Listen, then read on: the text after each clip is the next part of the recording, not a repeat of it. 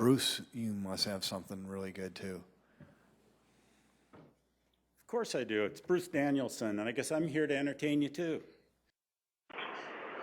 I'm going to call this informational meeting here on October 18th to order.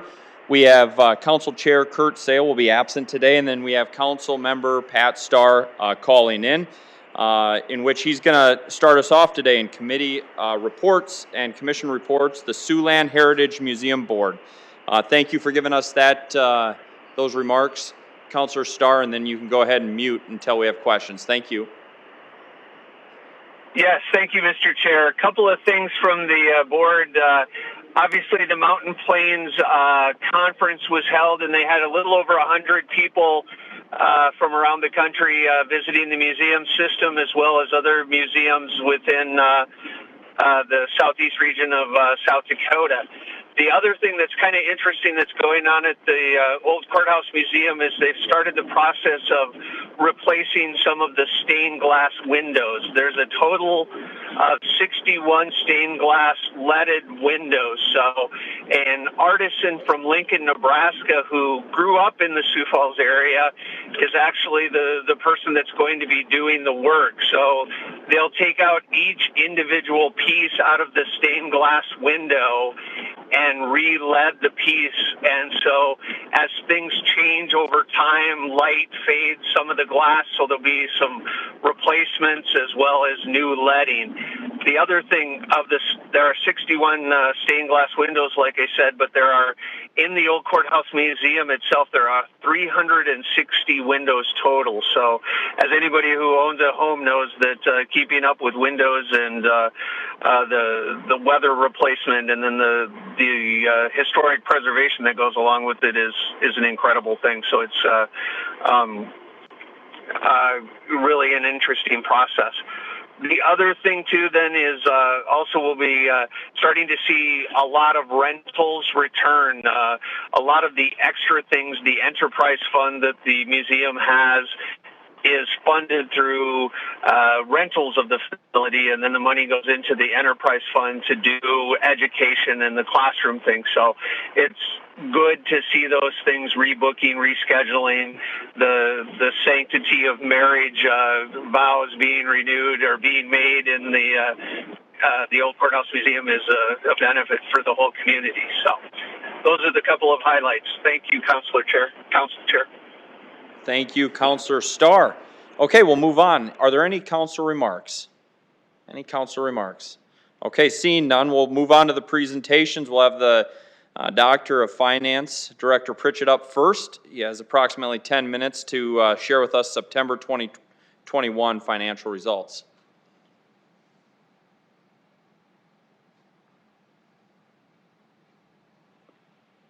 Good afternoon, council members.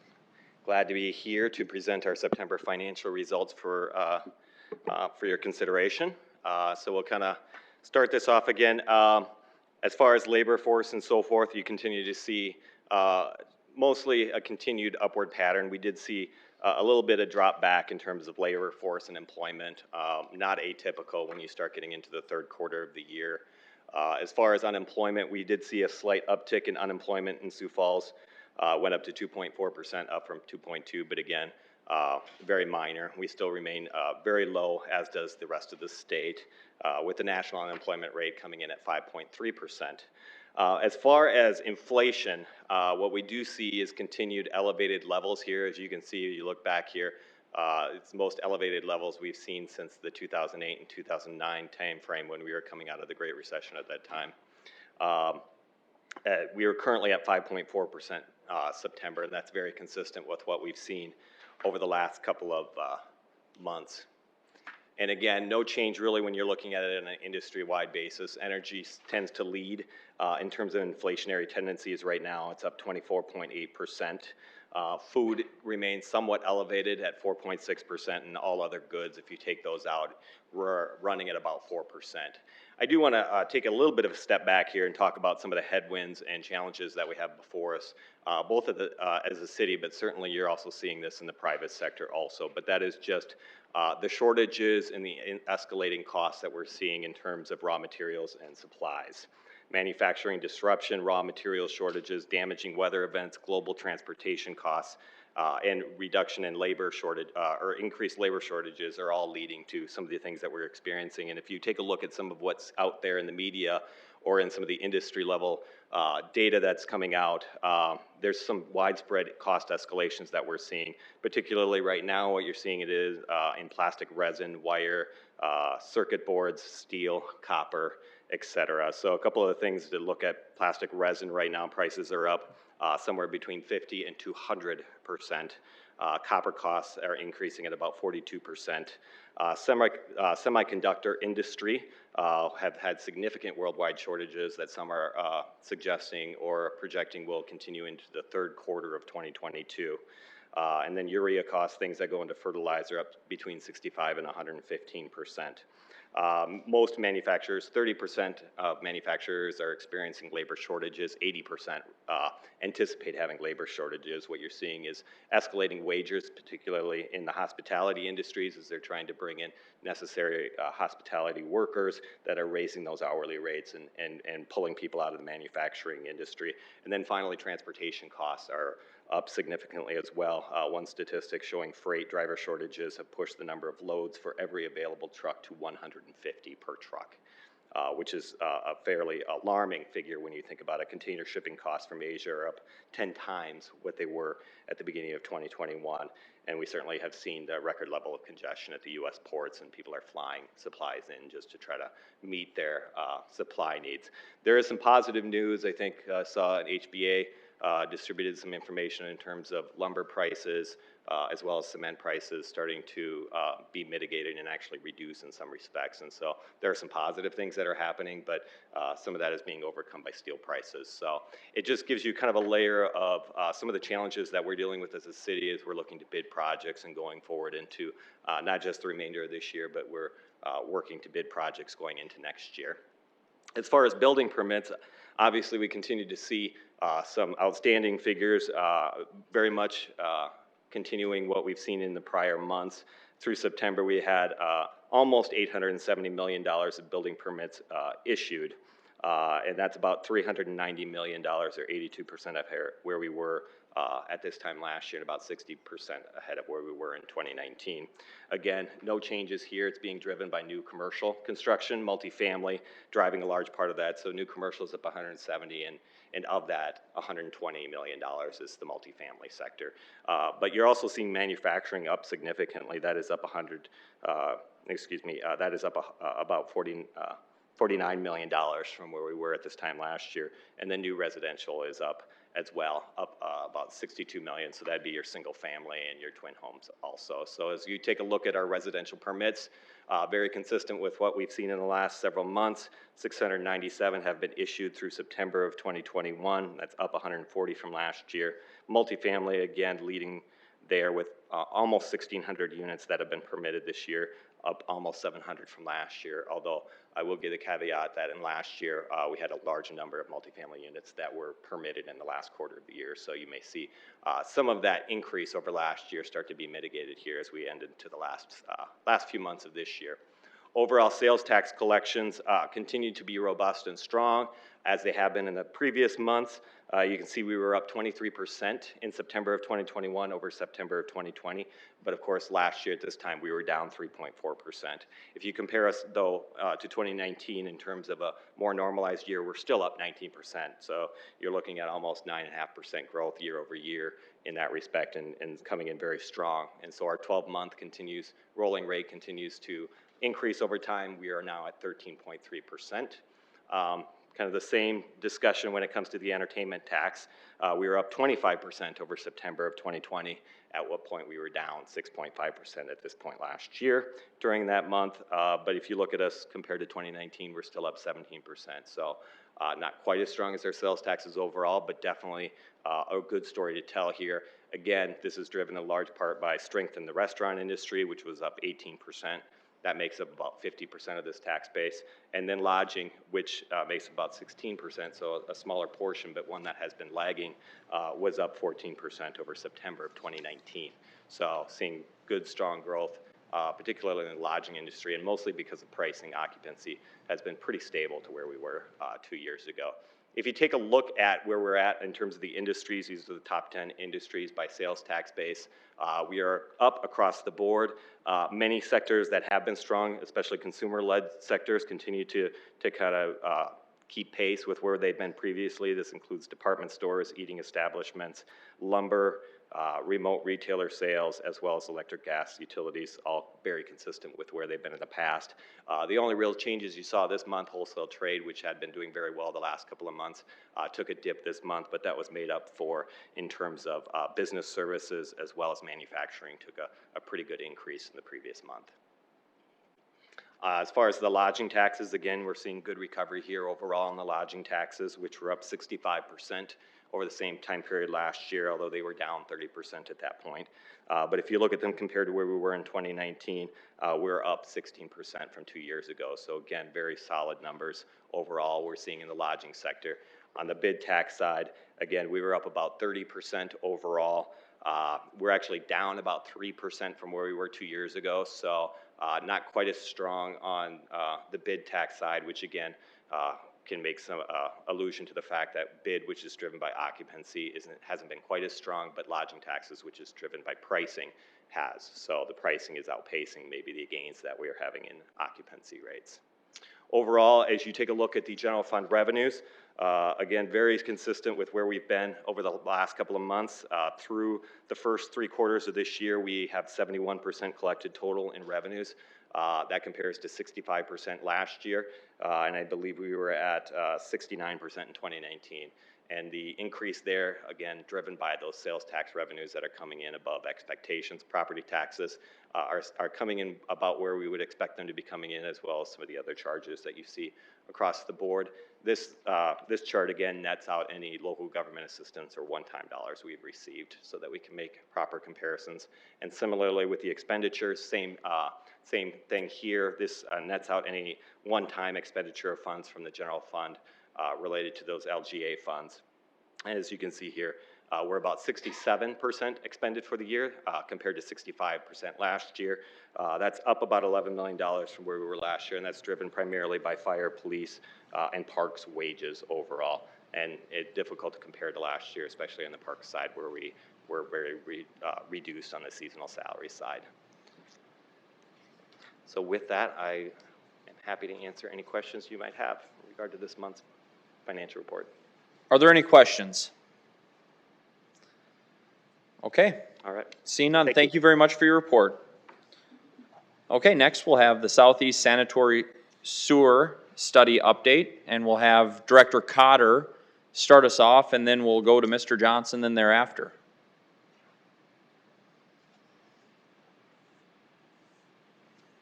Thank you, Council Chair. Thanks you for having us today. We just wanted to give you a window into 2 large sanitary sewer service areas that we're studying. One is that report is completed, and the one on the west side we're working to complete. Ryan Johnson will take the majority of the presentation today. Just wanted to take the opportunity to introduce you to Ryan. Ryan's been our principal wastewater engineer for the last 10 years in engineering, and has seen the growth firsthand as we see over 500 different site plans come in. He's addressed a number of those items, also working with the neighboring communities. With Trent Luber's retirement, Ryan's been promoted to our utility administrator, and so without any further ado, I'll bring up Ryan Johnson. Well, thank you and good afternoon. Ryan Johnson, City Utility Administrator. Excited to be here to give an update on this study, and it's been an area that's been studied over the past 20 years in some shape or form or other. I'll go to this first slide just to kind of give you a little bit of a feel of the area that we're referencing. So it's basically the area that's in the southeast portion of town. It's kind of shown as our Tier 3 growth area. Generally north of Highway 106, you'll see that dash line there, and then the purple line is basically the current city limits of the city of Sioux Falls. And so just backing up a little bit further to lay up the whys to this area. 2002, there was a master plan on how are we going to grow the city and support the city's growth with sanitary sewer. And the focus was really on that east side of Sioux Falls, closer to the Big Sioux River. But in addition to that, and as those plans progress, the thought is, well, how do we continue to support that south area in this southeast area? And so as those plans developed and came together, the thought was build that infrastructure that's on the east side to also support this area to the south.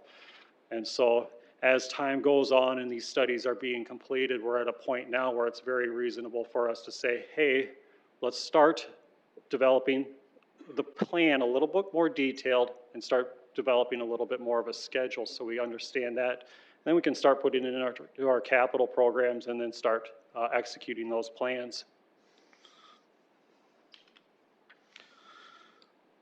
So along with the expansion of sanitary sewer, of course, is the expansion of the road network. And so the group called the Metropolitan Planning Organization takes a look at these sewer basins and how they're going to be served. And again, sewer, we always try to find areas that are flow by gravity and minimize pumping as much as practical. And that happens to be a nice basin that fits north of Highway 106, with the basin limits just generally following that 106 line. And so when we work with our regional partners, the Minnehaha County, Lincoln County, certainly Hartford, Crooks, T, Harrisburg, and Brandon, we talk about all these things and we start saying, how is our plan going to start coming together? In 2020, this was a result of that plan to say, here's where our growth boundaries are going to be so we can each go back to our respective agencies and start continuing that planning process.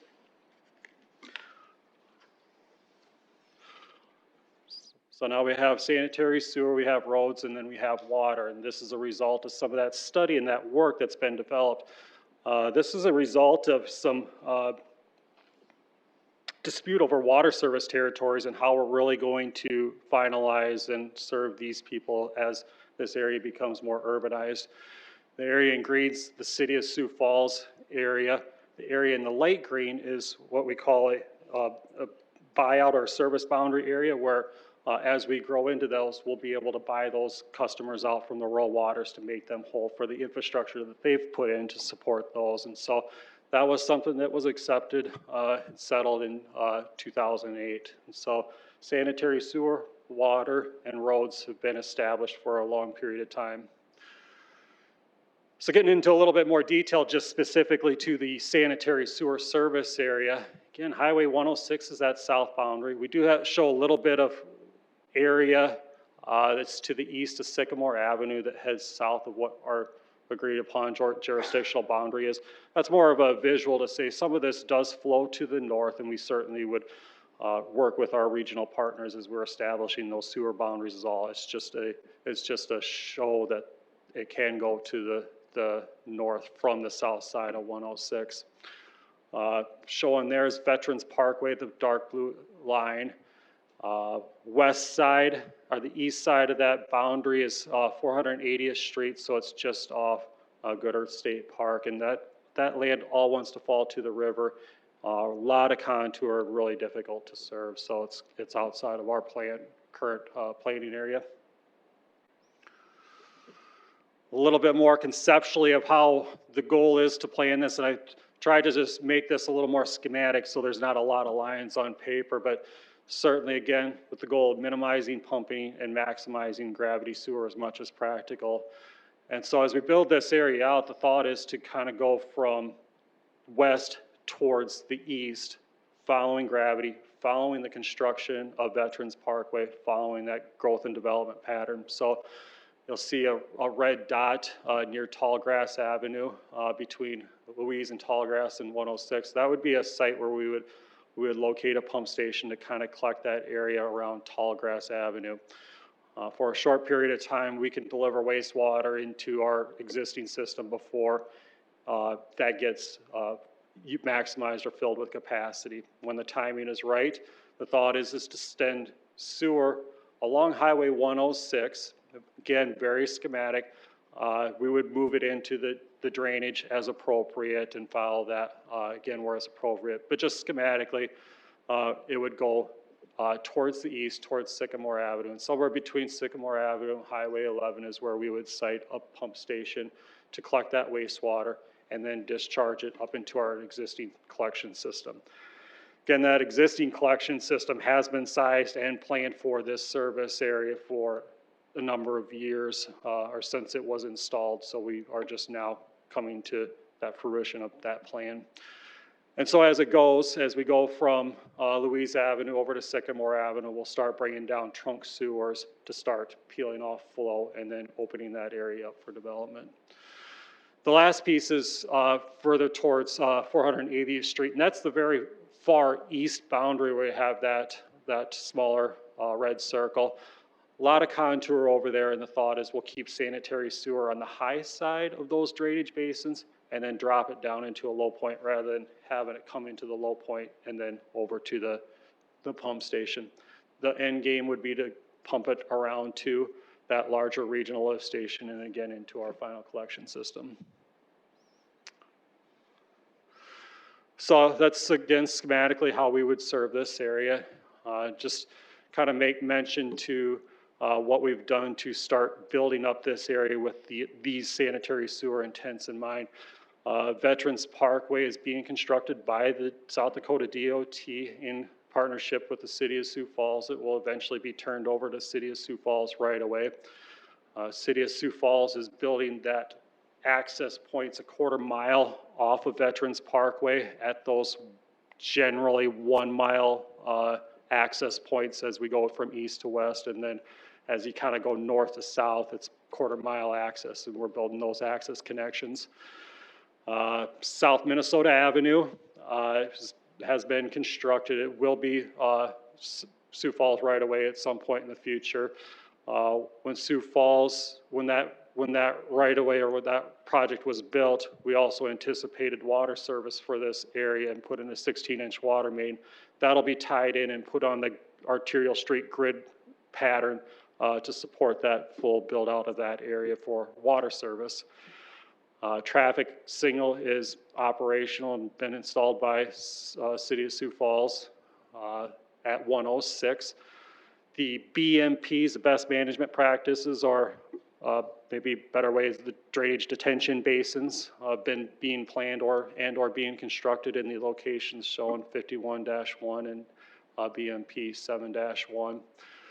And then again, the East Side Sanitary Sewer, that ESSS acronym, was developed and has had cost applied to it to support the growth and development of this area. So it's kind of a combination of all these plans coming together to serve this. Last piece I wanted to mention, Mark said there is other studies going on. The southeast study that you'll see there, that's very generally in the southeast portion of town. That study was wrapped up recently, and we're starting to roll that out to stakeholders to help folks understand how we're going to approach this area. We're also studying the west side of Sioux Falls. That southeast study is covered about 9,400 acres, gross acres.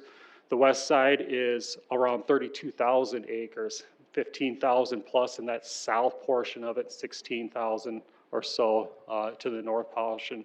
And that was kind of identified during this master planning period to say, what does the city need for an inventory of ground for the next 100 years? Because our infrastructure, the pipe that we put in the ground, should last 100 years. So let's not put it in for 20 years, then need to size it again in 20 years to continue growth and development.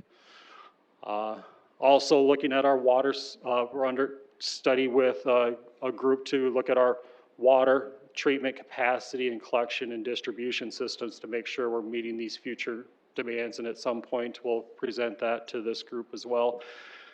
Lastly, we're also looking at infrastructure cost and how do we say put these dollars in the ground but recover them in a fairly and equitable and timely way. And so at some point in the future when that study gets matured more, we'll be able to bring that forward and share that with this group. And that's it. That's what I would like to share with this group, and I would just certainly entertain any questions if you have any. Thank you very much. Are there any questions? Councilor Neitzer. First of all, congratulations on the promotion. Thank you. So the West Side study area, tell me, how does that relate to the Basin 15, which I'm not, and let me know, did Basin 15 start construction yet? Which is going from approximately Cherry Lake at 12th and Ellis out towards Wall Lake? Yeah. Is this Basin 15 or is this bigger? How do they tie together? So a small portion of this was always identified as Basin 15. And that was done and put it in about 1996. On that 20-year time frame, and they said we got about 1,200 acres left over in the existing system to serve that. We said we would like a much longer runway. And so Basin 15 was always associated with this study, but the overarching goal is to say, how much can we serve in the future to meet these communities' growth needs? And so Basin 15 is, yes, a part of that. Those basins got very large, and so we're sub-numbering those basins out. And so as time goes on, you'll see sub-basins and different basin numbering that goes along with it. But yes, this is the basis of that study to really size how big of a sewer pipe we need to put in the ground, and then where do we need to put that sewer pipe. Follow up? Please, thank you. When does that construction start? I thought it at least was scheduled for this year. Right, yeah. Would like to start sooner, better. We're finding more on the site that we would like to work through, and we're trying to just mitigate those and find a path forward. But as it sits right now, it'd be earliest in the next quarter of the first quarter of next year that we would be putting that in the ground. Okay, it's still being Follow up? engineered. Yes, please, sorry. It's still being engineered? Yes, yeah. And if I Go ahead. put one more.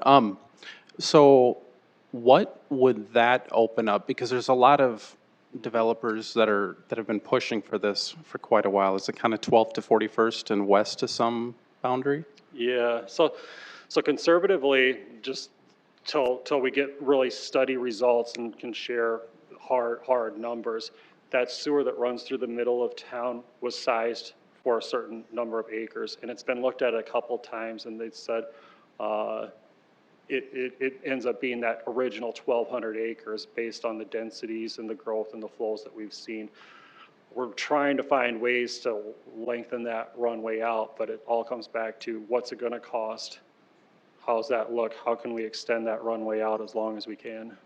And, Go ahead. Sorry, one more now that you mentioned that. So are you going to construct this one in such a way that it would be able to serve a larger area than that 1,200, and this would be part of calculating how big you want to make that pipe so you don't have to go back and make it bigger? Right, yes, Okay. absolutely, yep, Okay, thanks. yep.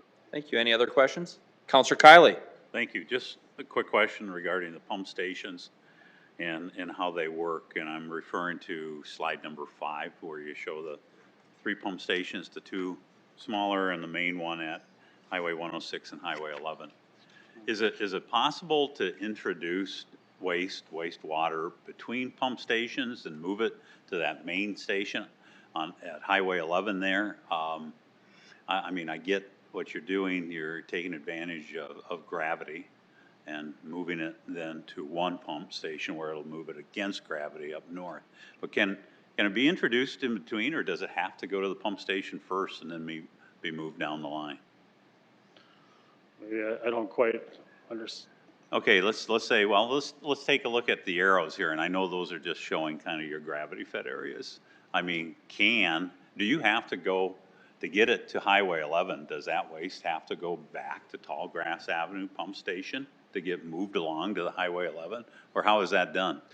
Yeah, so the construction of these would have to be, you have to be able to convey it someplace before it goes to the bottom of the hill. So whenever we do that, it could be an equalization basin or holding, but it always is the pump station and the force main. So you need that large infrastructure for cost first, regardless of the option. Once that's installed, then you can start putting gravity sewer connections to that pump station. And the thought is we'll start phasing in sewers a mile or 2 at a time versus that big infrastructure cost after that big infrastructure cost. But the key is that base, that root of that whole trunk sewer system to pump and convey it away from that area.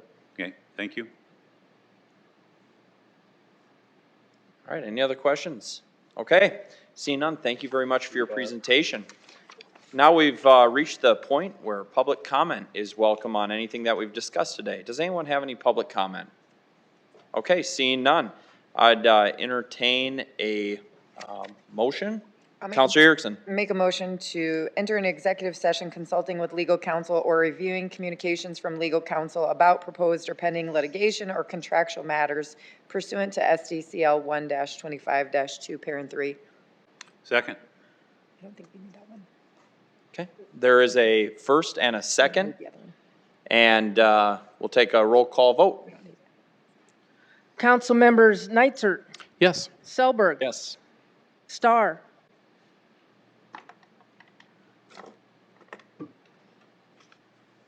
Brecky, Yes. Erickson, Yes. Jensen, Yes. Kylie, Yes. Starr. Okay, we'll move into executive session. Thank you very much for coming today. We'll have everyone clear the chambers. Thank you.